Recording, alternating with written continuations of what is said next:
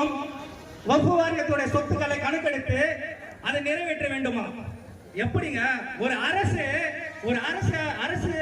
அதிகாரி, இவர் கலெக்டர் ஒரு அரசு அதிகாரி, அரசு கவர்மெண்ட் ஊதியத்தில் இருந்து கொண்டு அவர்கள் சொல்ல அஜெண்டாவை கையெழுத்திட மட்டும்தான் இவரால் முடியும்.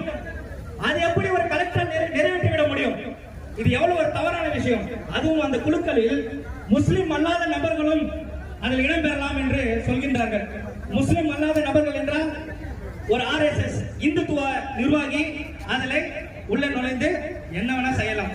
அப்படி என்றால் முஸ்லிம்களோட இடத்தை ஆக்குமை பண்ணி அது சொத்துக்களை பறிக்கும் எண்ணமே இந்த மோடியோட எண்ணம், இந்த மோடியோட அரசு, மத்திய அரசோட எண்ணம் என்பதை இந்த நேரத்திலே வன்மையாக கண்டித்து தமிழக வெற்றி கழகம் தளபதியார் அண்ணன் அவர்கள் முஸ்லிம்களுக்கு பிறப்புக்கும் எல்லா உயிருக்கும் அப்படி என்ற ஒரு வார்த்தையை சாதாரணமாக முன்னெடுக்காமல் அதை செயல்படுத்தும் விதமாக சிறுபான்மையினருக்கு ஒரு பிரச்சனை என்றால் அது உடனடியாக தமிழ்நாடு முழுவதும் அனைத்து நகரங்களிலும் இங்க யாருமே போராட்டம் நடத்திருக்க மாட்டாங்க. முதல்ல தமிழக வெற்றி கழகம் அனைத்து மாவட்டங்களிலும் செயல்படுத்தணும்னு சொல்லிட்டு உடனே நமது மாவட்ட தலைவர் அண்ணன் குட்டி அவர்கள் காலம் தாழ்த்தாமல் நேற்று ஒரே ஒரு நாள் தான் அதற்குள்ளே இத்தனை கூட்டங்கள் கூட்டி மாவட்ட தலைவர் அவர்கள் நமது தலைவர் அவர்கள் சொன்ன வாக்கை முஸ்லிம் அவர்களுக்கு நடத்துகிற கொடுமைகளை அநீதிகளையும் தட்டி கேட்க இப்ப தமிழக வெற்றி கழகம் நிற்கும் என்பதை இந்த கூட்டமே நிரூபித்திருக்கின்றது.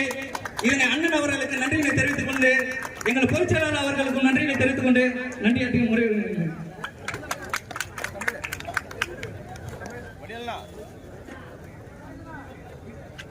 அடுத்தபடியாக